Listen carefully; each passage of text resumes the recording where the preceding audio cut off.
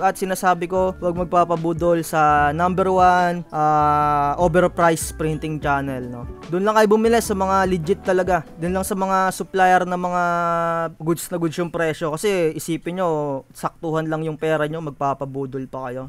Bakit ang gahaman mo? Gusto mo sa'yo lahat na nakikita. Napakadorobo mo.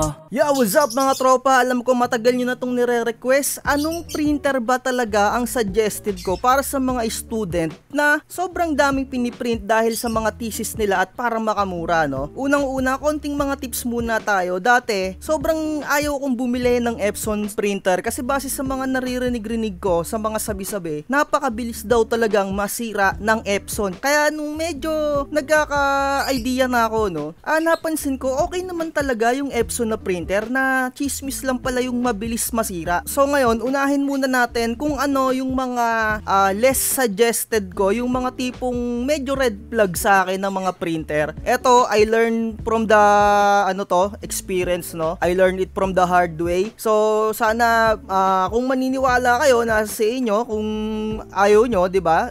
Charge to experience nyo na lang din. Unang-una, no, kapag ka estudyante ka, syempre, mababa pa yung budget mo niyan. Kaya ang sasabihin ko ng mga budget dito, mga 5,000 to nagre-range ng 8,000, no. So unahin nga muna natin yung mga murang mga printer na less suggested ko or yung mga red flag sa akin. Unang-una, kung makikita nyo tong Canon na nagkakahalaga lang ng 1,599 at etong nakikita nyo sa kabila na same model sila pero magkaiba ng presyo. Ito yung mga red flag sa akin na printer na although mura, ito yung tatandaan nyo, mas murang printer, mas mahal ang ink. Yan ang pinakatatandaan nyo, no? Kung titignan nyo, 1,599 lang siya at ito ay wala pa siyang ink na kasama. Yung mga ganitong printer, ang tinatawag sa kanyang ink, yung cartridge system or yung parang mga box, tapos nandun yung ink, na yung mga box na yon sa loob nun, merong mga bulak na nakapatak doon yung mga ink, tapos hanggang sa matuyo ng madrin yung bulak na yon, bibili ka na naman ng panibagong cartridge na tinatawag etong ganito. So, syempre, sobrang daming matatalinong tao kaya ginawan nila ng way around para yung printer na to ay magamit ng mura. So, yung ginagawa nila, binubutasan nila yung cartridge na to, na which is eto ay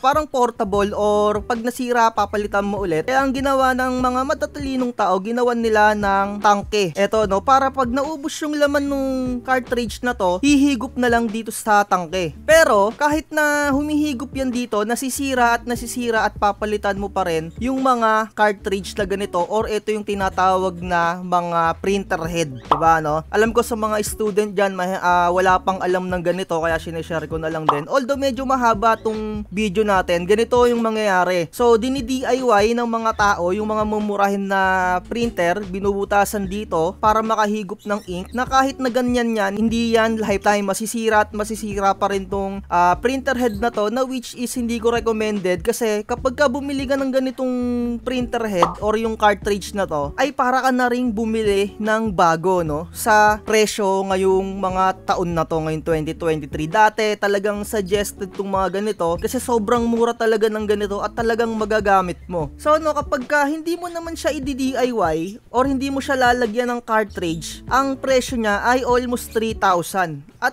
talagang red flag pa rin sa akin to dahil yung isang cartridge na yan ay talagang konti lang yung mapiprint mo. Aabot lang yan na siguro more or less mga 200. Swerte mo na kung maabot ka ng mga 300 kasi madaling madrain yan. Kasi itong mga manufacturer na to, yung mga Canon, HP, talagang gusto lang yan pumera-pera. Kaya nga dati, no, yung mga sinaunang panahon pa ng nauso yung mga printer, yan yung talagang pumapaldo-paldo kasi talagang mahal yung mga ink nila at mabilis maubos. Kasi nga yung mga tao takot sa Epson. Ayan, no, etong mga ganitong ink printer, murang-mura kasi tignan nyo, no, kung wala siyang cartridge, 1.6 siya. So kung meron na siyang cartridge na eto, no, kung nagkakahalaga ng parang laruin natin sa 700 ang isa ng ganito, so 1.4. Para ka na rin bumili ng brand new na ganito kapag bibili ka ng cartridge. 'Di ba, no?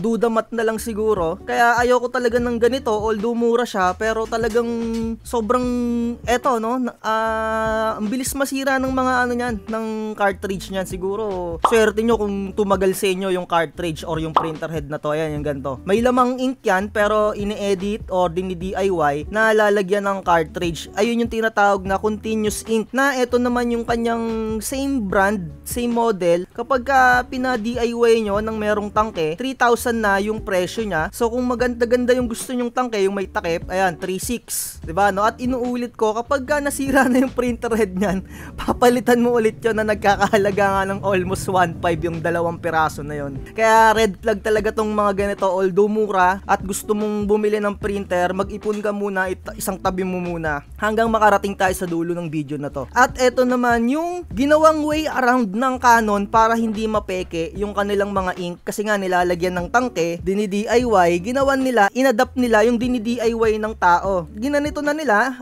sila na mismo yung gumawa ng butas.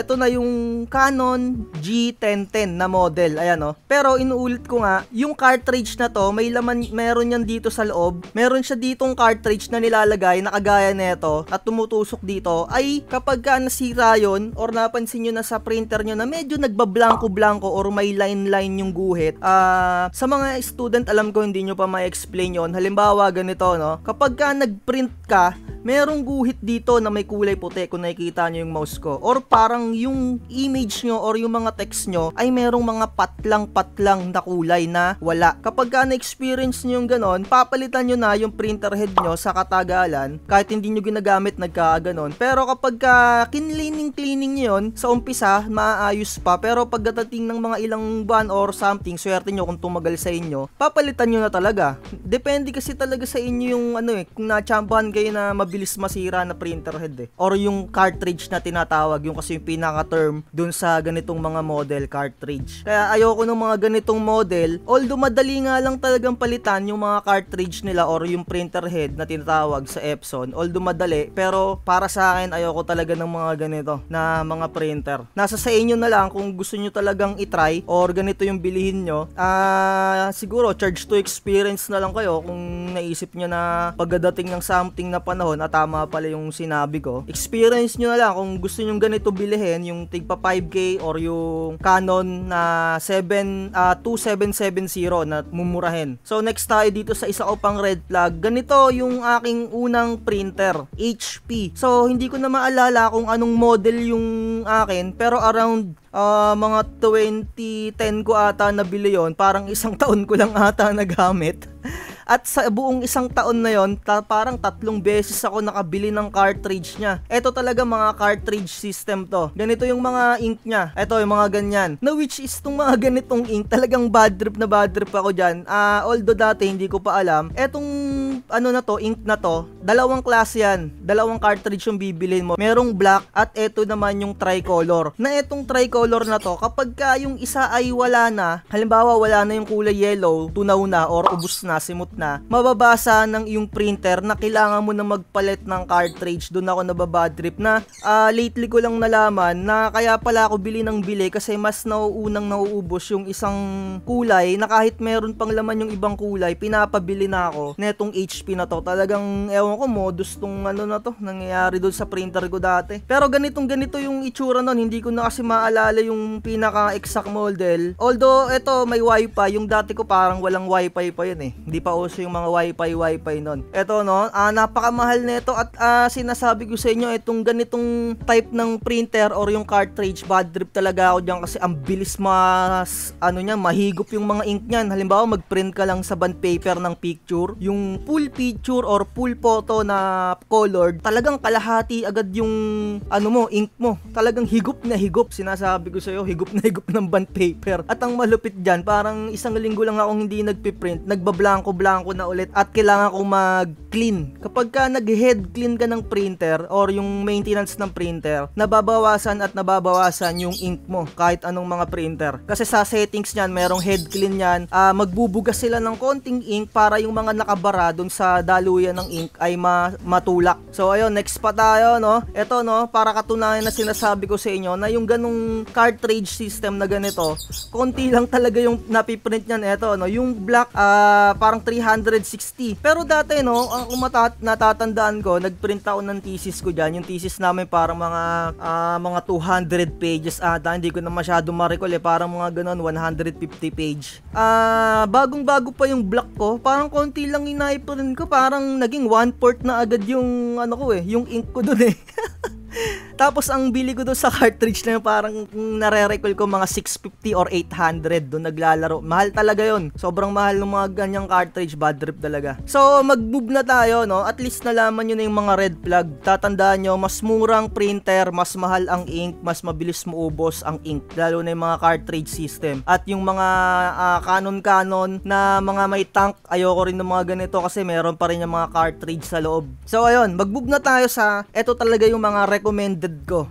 All-time favorite, Epson 121. Kasi nga, estudyante ka, ito lang yung pinakamura. Talagang goods to para sa mga document printing. Lalong-lalo na kung rat-ratan at gusto mo pang magbenta sa mga kaklase mo, pwede ka pang magbenta. Tapos, kung talagang sobrang dami mo piniprint araw-araw, nakaka 500 or 300 ka, nauubos mo yung mga klase mo at sa'yo nagpapaprint. Palitan mo na lang yung original ink, gawin mong kuyi. Talagang kikita ka sa eskwelahan mo. At hindi ko na isasuggest sa inyo na bumili kayo ng yung 3-in-1 kasi sa bilang estudyante, naging estudyante rin tayo dati bago tayo nakatapos, no, syempre. Yung may scanner, hindi ko na may isasuggest sa inyo kasi although medyo mahal at hindi naman kayo laging magi-scan, hindi naman kayo laging nagpo-photocopy, no. Sa labas na lang kayo mag-photocopy kung talagang budget meals lang talaga yung pera nyo. Syempre, wala pa naman kayong pera-pera dyan. Pero kung mayaman si Papang, ito na, no, ito yung pangalawa kong recommended sa inyo. Etong 3210 na printer, kung talagang may kaya-kaya kayo, ito 8,000 at sinasabi ko sa inyo, etong printer na to, ang tagal ko nang gamit to, siguro magpo 4 years na or 5 years. At sa isang buwan siguro ilang beses lang akong mag-print. Talagang goods na goods pa, basta original ink lang yung gagamitin nyo, no. At pwede nyo rin tong palitan ng mga yung universal ink kung talagang lagi kayo nagpiprint. At sinasabi ko sa inyo, huwag kayong magpapalit ng universal ink kapag hindi kayo lagi nagpiprint. Ayan, kung mayaman-yamang si Papang, eto. At kung tatanungin nyo naman anong printer ang dapat na meron kayo kung wala kayong computer, at sinasabi ko sa inyo, huwag na muna kayong bumili ng printer kung wala kayong computer. Unahin nyo muna yung computer ang bilihin nyo na mumurahin, mga tig 6,000 or desktop na 5,000, may mabibili na kayo nyan bago kayo bumili ng printer. Unahin nyo muna yung computer, no? Kasi iba yung output or yung itsura sa cellphone, tapos pagdating mo sa print,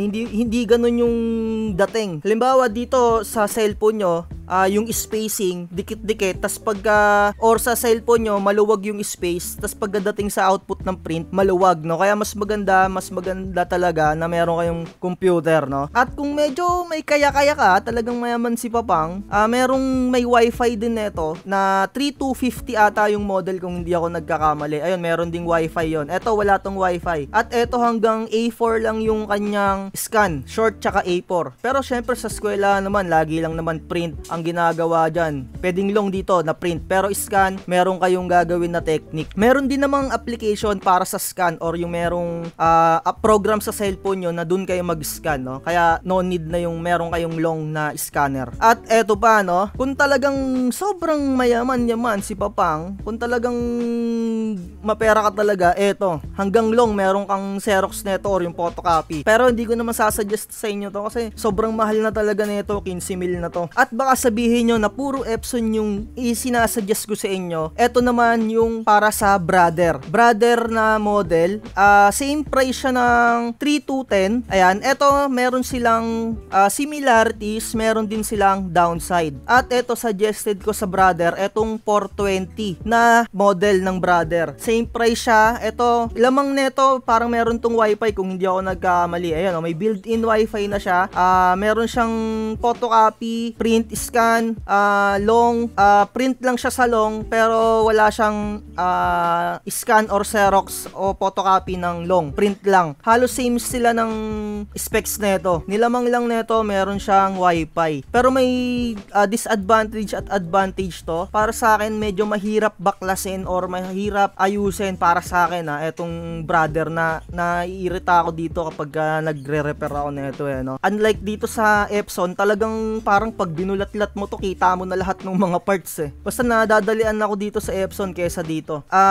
Siguro mahirap yung mga parts nito, hindi ko alam din kung saan nakakakuha. Etong Epson kasi mabilis mong makakuha ng mga parts niya. Kaya ayun may similarities, may advantage at may disadvantage. Etong brother, makakapag-print ka dito ng borderless. Check lang natin ito yung specs niya. Ayan kung hindi medyo nabibilisan kayo, puntahan nyo na lang yung website na to. Meron siyang print na borderless hanggang A4. Unlike dito sa Epson na 3210, wala tong borderless. Ito lang yung may borderless. Ito yung nilamang niya. Yun nga lang, kapag sa repair na, mas madaling i-repair yung Epson kaysa dito sa brother. At kung medyo mayaman naman si Papang, etong brother na 420, ito kasi ay medyo old model na at malapit na rin tong ma-phase out. Ang pinaka-latest na model niya, kung hindi ako nagkakamali, etong 520 na model. Ayan halos same pa rin siya ng specs. Hindi ko lang sure masyado kung meron na tong long na photocopy or yung Xerox Hindi ko masyado sure I-double check nyo na lang siguro dito. Kasi ako nakagamit na rin ako ng brother, lalo na sa company ko before. Brother yung gamit namin doon. Kaya recommended ko din tong brother. Okay din to. At saka hindi siya ganun kabilis magbara yung kanyang printer head. Although nagbabara pa rin, pero madali lang yung workaround. Yun nga lang talagang yung sa pag-repair nito or yung sa mga pagbaklas-baklas niya, medyo na nahihirapan ako. Ewan ko, nasisensitiban ako. So, ayun sana nakakuha kayo ng mga idea. Unang-una, budget meals 1-to-1. Ito talaga pinaka-recommended ko kahit yung mga teachers dyan, somewhere out there na friend ko. Ito yung mga binibili nila. At talagang tuwang-tuwa sila, sulit na sulit sa pang-print nila ng kanilang mga test paper or kung ano man. Nakakailang reset na sila dito, buhay pa rin. Basta original ink lang yung gagamitin nyo, goods na goods. Okay din naman yung Kui na universal, pero isipin nyo, pang baragan lang talaga yun. Talagang pang ratratan na print yun. Ayun, sana nakakuha kayo ng tips. Anong best printer for student, kung ano yung iiwasan at ano yung bibilihin na naaayon sa budget nyo, suggest ko 5,000 to 8,000, dyan nagre-range. Ito lang talaga pagpilian nyo, etong tatlong to. Yan lang talaga. Kung meron kayong gustong itry na Canon na model, nasa sa inyo. Basta ako nadadalian akong baklas-baklasin etong Epson na to kasi madali lang talaga. Ang daming technique, hindi kagaya ng mga sa iba na sensitive ako. At kung sasabihin nyo na sirain etong Epson printer, hindi. Talagang goods na goods. Lahat ng printer talaga masisira at masisira yan. Pagka na-chambahan ka lang talaga. So ito, goods. Ayun, sana nakakuha kayo ng idea na kung ano yung bibilihin ninyo, nakatulong sana ako sa inyo. Huwag nyo kalimutan na mag-subscribe at sinasabi ko, huwag magpapabudol sa number 1 overpriced printing channel, Doon lang kayo bumili sa mga legit talaga. Doon lang sa mga supplier na mga goods na goods yung presyo. Kasi isipin nyo, saktuhan lang yung pera nyo, magpapabudol pa kayo. So ayun lang, bye-bye. Like, share, and subscribe. Bakit ang gahaman mo? Gusto mo sa'yo lahat na nakikita. Napakadorobo mo. Sa lahat ng kwento ikaw ang bida. Napakahirap mo na makontento. Lahat ng porsyento sinadya mo na masolo. Bakit ka ba ganito? Mamigay ka naman. Ugali nagkahaman, hirap maunawaan. Gusto niya, kanya ang lahat ng kayamanan. Walang sasantuhin, basta lahat makamit. Ganyan ang pagkatao ng tunay na ganid. Ayaw na malamangan kung ano lang ang